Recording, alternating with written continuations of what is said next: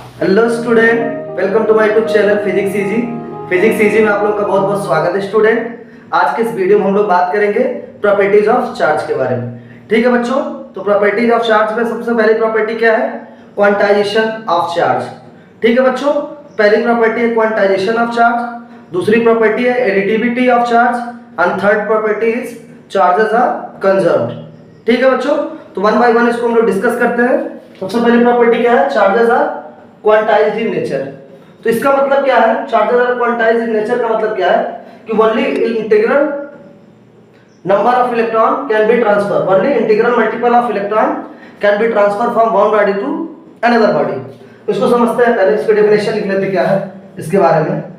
तो एक चीज जानो, जितने भी फ्री चार्जेस होते हैं are the free charges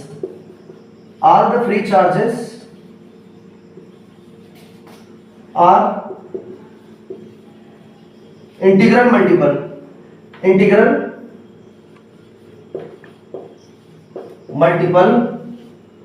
of basic unit of electron. ठीक है बच्चों, are the free charges are integral multiple of basic unit of electron which is E, और क्यू की वैल्यू क्या होती है? Plus minus N into E होती है। ठीक है बच्चों, क्यू की वैल्यू क्या होती है? Plus minus N into E होती है, जहां पे n की वैल्यू क्या हो सकती है? 1 हो सकती है, 2 हो सकती है, 3 हो सकती है, 4 हो सकती है। n की वैल्यू कभी फ्रैक्शन में नहीं हो सकती बच्चा। ठीक है, अगर तुमसे कहे कि 1/3 इलेक्ट्रॉन एक बॉडी से दूसरी बॉडी पर ट्रांसफर हो गया, it can not be possible. ठीक है बच्चों, और एक जो फिनोमेना थे इसको डिमॉन्स्ट्रेट किया था मिलीकैन, एक फिजिसिस्ट थे जिनका नाम था मिलीकैन। उन्होंने 1912 में बताया था, इसको डिमॉन्स्ट्रेट किया था। इन्होंने बताया था कि only integral number of charge can be transfer from one body to another body. Fraction of charge हम लोग ट्रांसफर नहीं कर सकते। अगर हम तुमसे कहें किसी बॉडी पे एक इलेक्ट्रॉन 1/3 चले गए, ये पॉसिबल नहीं है। किसी बॉडी पे इलेक्ट्रॉन 2/3 आ गए, ये पॉसिबल नहीं है। किसी बॉडी पे इलेक्ट्रॉन 0.67 आ गए, ये पॉसिबल नहीं है। इलेक्ट्रॉन या तो +1 में होंगे या तो -1 में होंगे। इलेक्ट्रॉन +2 होगा या तो -2 होगा। इस तरह से इलेक्ट्रॉन का ट्रांसफर होगा। ठीक है, इसीलिए लिख दिया q equal to plus minus n into E. Charges क्या है? इंटीग्रल मल्टीपल ऑफ इलेक्ट्रॉन है। और देखो, जो बेसिक यूनिट ऑफ चार्ज होती है क्या होती है? इलेक्ट्रॉन होती है, उसको हम रिप्रेजेंट करते हैं ई से। ठीक है, तो value of basic unit of charge is represented by E. The value of basic unit of charge is represented by E, और ई की वैल्यू क्या होती है? 1.6 × 10⁻⁻19 कूलम।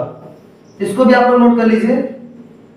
ठीक है बच्चों, क्वांटाइजेशन ऑफ चार्ज में सिर्फ और सिर्फ यही आपको पता करना है, यही बताना है, यही एक्सप्लेन किया गया है क्या कि only integral number of charge can be transfer from one body to another body. ये इसका करेक्ट एक्सप्लेनेशन है। यहां पे लिख लो only integral number of electron can be transferred, मतलब इंटीग्रल नंबर ऑफ इलेक्ट्रॉन आ जा सकते हैं। फ्रैक्शन वाले इलेक्ट्रॉन 1/2, 1/3, 0.6, 0.7 ये सब इस तरह से इलेक्ट्रॉन का ट्रांसफॉर्मेशन या इलेक्ट्रॉन ट्रांसफर नहीं होंगे बच्चों। तो ठीक है, इसको नोट कर लीजिए। फिर आते हैं अपनी सेकंड प्रॉपर्टी की तरफ, which is additive nature of charge या एडिटिविटी ऑफ चार्ज। तो आई होप इसको आप लोग नोट कर लिए होंगे। आते हैं सेकंड प्रॉपर्टी की तरफ, which is additivity of charge.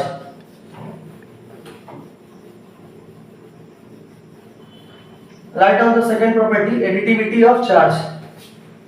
हमारा सेकंड प्रॉपर्टी क्या है बच्चा? एडिटिविटी ऑफ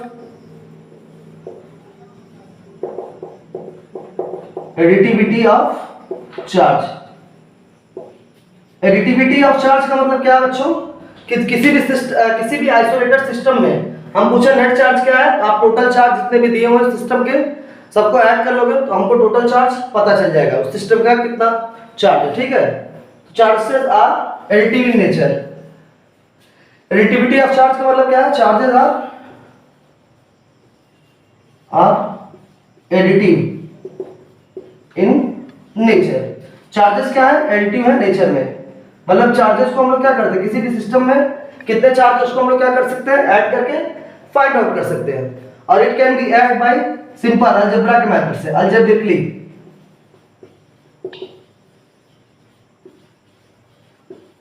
जैसे अलजेब्रा में हम लोग समेशन करते हैं, ऐड करते हैं, उसी तरह क्या कर सकते हैं इसमें भी हम लोग चार्जेस को किसी भी सिस्टम में कितने चार्ज है उसको हम लोग फाइंड आउट कर सकते हैं। जैसे मान लो हमारे पास कोई एक आइसोलेटेड सिस्टम है, ठीक है, इसमें चार्ज Q1 है, यहाँ पे चार्ज Q1 है, यहाँ पे Q2 है, यहाँ पे Q3 है, डॉट डॉट डॉट, यहाँ पे Q1 चार्ज है। तब पूछे नेट चार्ज सिस्टम पे कितना है, तब क्या करोगे, Q नेट इक्वल टू क्या करोगे, जितने भी चार्ज है सबका क्या करोगे, सम कर लोगे, Q1 plus Q2 plus dot dot Q1। ऐसा समझ लें, जितने भी चार्ज दिए उनका सम कर लो, आपको टोटल चार्ज सिस्टम का पता हो जाएगा। इसको एक एग्जांपल के थ्रू समझते हैं। सपोज अपने पास कोई एक सिस्टम है, ठीक है, सपोज अपने पास कोई एक सिस्टम है, इस तरह से कोई सिस्टम है, इसमें चार्ज है -3Q plus 4Q minus 6Q plus 8Q। हम पूछे Q नेट बताओ, इस सिस्टम का नेट चार्ज बताओ कितना हुआ। तो आप लोग क्या करोगे, नेट चार्ज के लिए जितने भी चार्जेस है उनका क्या करोगे, सम कर लोगे। तो देखो Q net equal to what, -3Q plus 4Q plus 8Q minus 6Q। जितने भी चार्जेस सबको ऐड कर लो, कितना हो जाएगा, देखो 12 और 9 कितना हो जाएगा, 3 coulomb, 3Q charge. Q net कितना निकल के आ गया, 3Q। मींस सिस्टम का नेट चार्ज कितना हो जाएगा, 3Q हो जाएगा। सबको हम लोग सिंपल अलजेब्रा के मेथड से क्या करेंगे, सिंपली ऐड कर लेंगे। इसको नोट कर लीजिए बच्चों, फिर आगे बढ़ते हैं। प्लीज नोट डाउन दिस, फिर आगे बढ़ते हैं, अपने थर्ड प्रॉपर्टी की तरफ आते हैं। थर्ड प्रॉपर्टी हमारा क्या कहता है, चार्जेस आर कंजर्व या फिर चार्जेस आर कंजर्वेटिव। किसी भी सिस्टम का नेट चार्ज क्या होता है, कंजर्व होता है, ठीक है। अच्छा, तो हमारी थर्ड प्रॉपर्टी क्या है, third charges are conserve. Third properties, charges are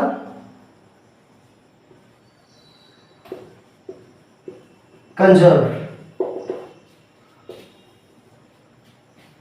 इसका मतलब ये लॉ ऑफ कंजर्वेशन को फॉलो करता है। टोटल नंबर ऑफ चार्ज किसी सिस्टम पे क्या होते हैं, किसी आइसोलेटेड सिस्टम का, वो कांस्टेंट रहता है, ठीक है बच्चों। इसके एग्जांपल के थ्रू एक समझते हैं। मान लो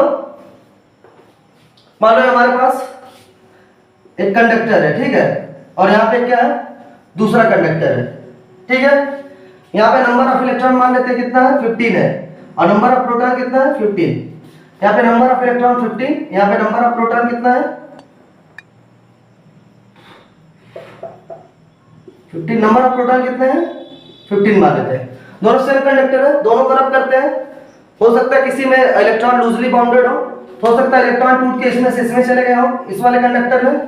तब यहाँ पे देखो क्या होगा, मान लो एक इलेक्ट्रॉन चले गए, तो यहाँ बचा कितना, 14, और यहाँ पे कितना आ गया, 16। अच्छा एक बताओ, इनिशियल में इलेक्ट्रॉन कितने थे टोटल, इनिशियल इलेक्ट्रॉन कितने थे टोटल पूरे सिस्टम का। मान लेते हैं पूरा हमारा क्या सिस्टम है, इनिशियल इलेक्ट्रॉन कितने थे, 30 थे, 15 प्लस 15। बाद में भी इलेक्ट्रॉन कितने, 14 प्लस 16। आफ्टर या फाइनली कितने हैं, देखो फाइनली कितने हैं, 30 इलेक्ट्रॉन, ठीक है। प्रोटॉन कितने हैं, इनिशियल में भी 30 थे, बाद में भी 30 है। तो चार्जेस हमारे क्या है, कंजर्व्ड है। चार्जेस क्या है, कंजर्व है। टोटल नंबर ऑफ चार्ज किसी सिस्टम का कंजर्व हो सकता है। चार्ज एक बॉडी से दूसरे बॉडी पे ट्रांसफर हो सकता है, जा सकता है, आ सकता है, जा सकता है, लेकिन टोटल नंबर ऑफ चार्ज क्या होंगे, किसी भी आइसोलेटेड सिस्टम का कंजर्व होंगे। आया समझ में बच्चों। तो ये कंजर्वेशन की प्रॉपर्टी सोच करते हैं जो चार्जेस होते हैं हमारे, ठीक है। चार्जेस आर कंजर्व या charges are conservative in nature होते हैं। जितने भी आपके इसके एग्जांपल की बात करें तो जितने भी आपके न्यूक्लियर ट्रांसफॉर्मेशन होते हैं वो सब क्या है, इसी के एग्जांपल है। इसका एग्जांपल है न्यूक्लियर ट्रांसफॉर्मेशन। और एग्जांपल की बात करें, all nuclear transformation,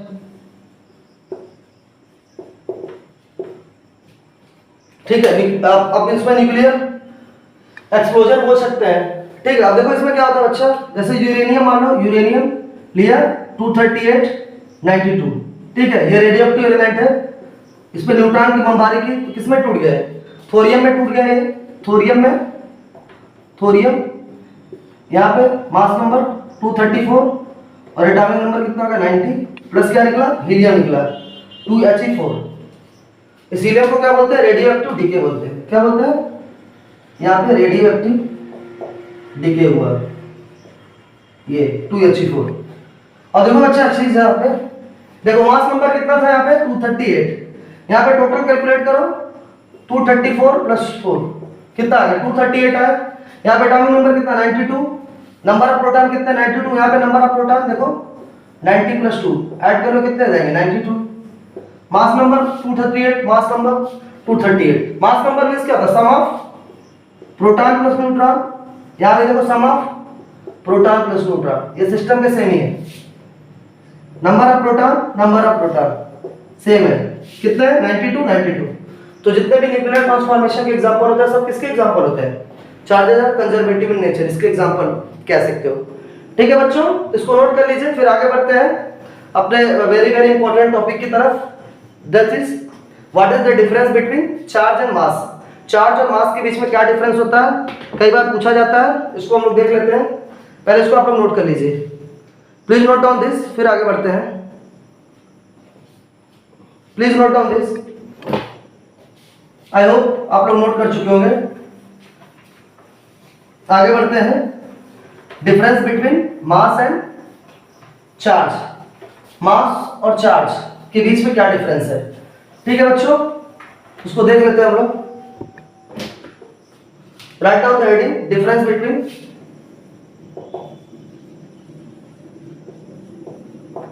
between electric charge and mass. क्या डिफरेंस है बच्चा दोनों में, ठीक है, पूछा भी जाता है। तो देख लेते हैं इसको वन बाय वन करके। ठीक है, दो कॉलम बनाते हैं, बचपन में बनाते थे ना डिफरेंस लिखने के लिए, दो कॉलम बनाते थे, बोलते थे डिफरेंस लिखो दो चीजों के बीच में। याद आ रहा है कुछ बचपन में, और आज ये चीजें पढ़ रहे हो बचपन में। एक साइड लिख दो चार्ज और एक साइड लिख दो मास। चार्ज को रिप्रेजेंट करते हैं क्यू से, मास को रिप्रेजेंट करते हैं एम से। इसका यूनिट होता है कूलम, यूनिट होता है कूलम, इसका यूनिट होता है केजी। ऐसा यूनिट की बात करेगा। ठीक है बच्चों, ये सारी चीजें होती हैं। ठीक है, सबसे पहली प्रॉपर्टी की बात करें, अगर हम सबसे पहली प्रॉपर्टी की बात करें चार्जेस की, तो जितने भी इलेक्ट्रिक चार्ज होते हैं या तो वो पॉजिटिव नेचर होते हैं या फिर नेगेटिव नेचर होते हैं, फिर उन पे कोई चार्ज नहीं होता है। तो इलेक्ट्रिक चार्जेस आर, पहला लिखोगे क्या, इलेक्ट्रिक चार्जेस आर पॉजिटिव। ये क्या है बच्चा, पॉजिटिव बोल सकते हो या फिर नेगेटिव बोल सकते हो या फिर नो चार्ज। नो चार्ज, उसमें कोई चार्ज ही ना हो। ठीक है, अब देखो मास के बारे में बात करते हैं। मास क्या होता है, मास क्या होता है, हमेशा पॉजिटिव होता है। नेगेटिव मास सुने होगा कभी नहीं, वेरिएबल मास सुने होगे लेकिन नेगेटिव मास नहीं सुने कभी। ठीक है, mass is always positive.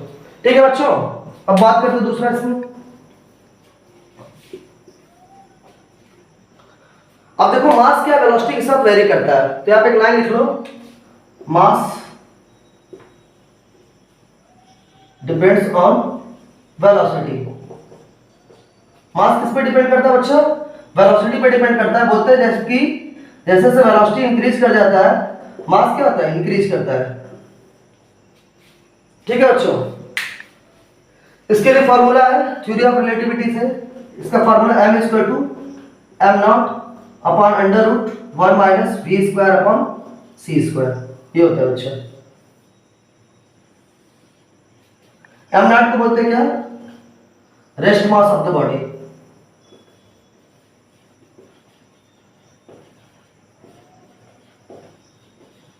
c क्या है, स्पीड ऑफ लाइट। c क्या है बच्चा, स्पीड ऑफ लाइट। और अब क्या है, mass of body.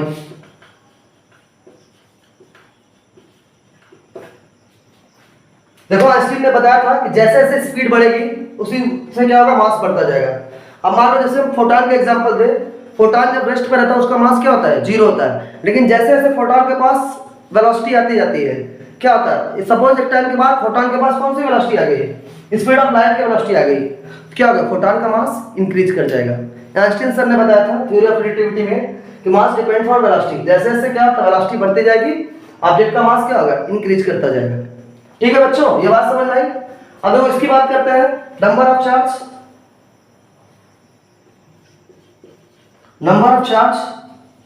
Does not depends on the body. Number of charge does not depends on the body. Number of charge का बॉडी पे डिपेंड नहीं करेगा। ठीक है बच्चों, अब देखो इसका कहने का मतलब क्या है। अब देखो बॉडी पे क्या हो सकता है, चार्ज जा भी सकता है और चार्ज कहीं से आ भी सकता है। ठीक है बच्चों, तो number of charge does not depend on the body, ये बॉडी पे डिपेंड नहीं करेगा। ठीक है, कि टोटल नंबर ऑफ चार्ज किसी बॉडी पे कितने हैं। ठीक है, हो सकता है उस पर चार्ज चले गए हो सकता है चार्ज उस बॉडी पे आ गए हो, तो हम एग्जैक्टली नहीं बता सकते उस बॉडी पे कितना चार्ज है नेट। ठीक है, उस टाइम पे, तो उसको आप लोग नोट कर लीजिए। ठीक है बच्चों, इसको नोट कर लीजिए। फिर बढ़ते हैं अपने थर्ड प्रॉपर्टी की तरफ। Please note down this. Third property क्या है, charges are quantized, charges are quantization in nature, quantized in nature, जबकि मास ऐसा नहीं होता है। आई होप आप लोग नोट कर लेंगे इसको। अगली प्रॉपर्टी की तरफ आते हैं, charges are quantized in nature. देखो तीसरी प्रॉपर्टी क्या है, charges are quantized in nature. Charge क्या होता है, क्वांटाइज्ड इन नेचर, जबकि मास क्या होता है, mass is not quantized in nature. तीसरा क्या है, mass is not quantized in nature. Mass जो क्या होता है हमारा, क्वांटाइज नहीं होता है। ठीक है बच्चों, तीसरी प्रॉपर्टी होगी। चौथी प्रॉपर्टी की बात करते हैं, charges are conserve, charge conserve होता है, चार्जेस आर कंजर्व। अभी पढ़ा हम लोगों ने ये सब चीजें। चार्जेस आर कंजर्व, चार्जेस हमारे क्या होते हैं, कंजर्व होते हैं। अब बात करते हैं यहाँ पे किसके बारे में बात करते हैं, मास के बारे में। मास कंजर्व नहीं होता, मास इज नॉट कंजर्व।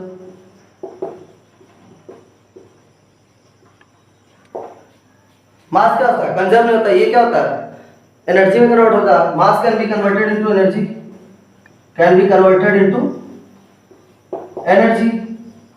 मास क्या होगा, अच्छा एनर्जी में कन्वर्ट हो सकता है, या फिर वाइस वर्सा,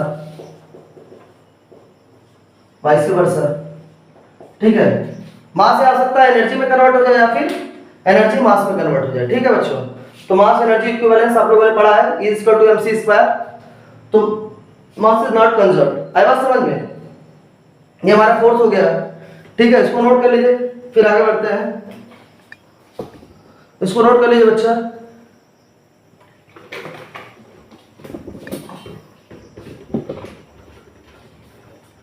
नोट हो गया, आगे बढ़े। पांचवा देखते हैं बच्चों। पांचवा हमारा क्या है, पांचवा डिफरेंस क्या है, और जो कि लास्ट डिफरेंस भी है हमारा। बहुत ही आसान है, अभी पढ़ा है आप लोगों ने। ठीक है, पांचवा क्या कह रहा है, देखो दो चार्जेस के बीच में फोर्स अट्रैक्शन का भी हो सकता है और रिपल्शन का भी हो सकता है। Force between the two charges,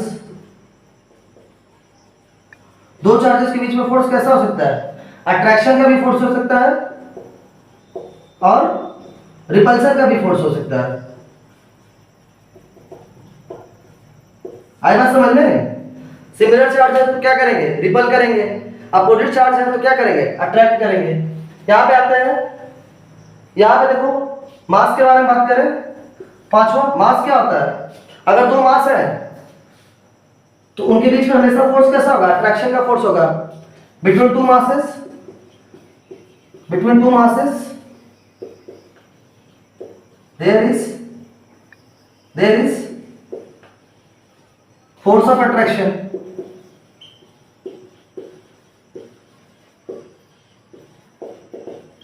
दो मासेस के बीच में क्या होगा, अच्छा फोर्स ऑफ अट्रैक्शन होगा। न्यूटन लॉ याद है ना, न्यूटन लॉ ऑफ ग्रेविटेशन। दो मास है जो उनके बीच का डिस्टेंस r है, F = g m m1 m2 upon r² याद आ रहा है। और जो ग्रेविटेशन फोर्स आ रहा था, जो हमारा ग्रेविटेशन फोर्स आ रहा था जीएफ, गर्लफ्रेंड वाला जीएफ ना समझ लेना, ठीक है बच्चों, ये ग्रेविटेशन फोर्स है, ठीक है। जीएफ फिजिक्स में जीएफ का मतलब ग्रेविटेशनल फोर्स, ठीक है। ये क्या होता है बच्चा, अट्रैक्टिव नेचर होता है। कैसा होता है, अट्रैक्शन का फोर्स बोलते हैं। ग्रेविटेशन फोर्स को कैसा फोर्स बोलते हैं, अट्रैक्शन का फोर्स बोलते हैं, ठीक है बच्चों। तो आज के लिए इतना ही।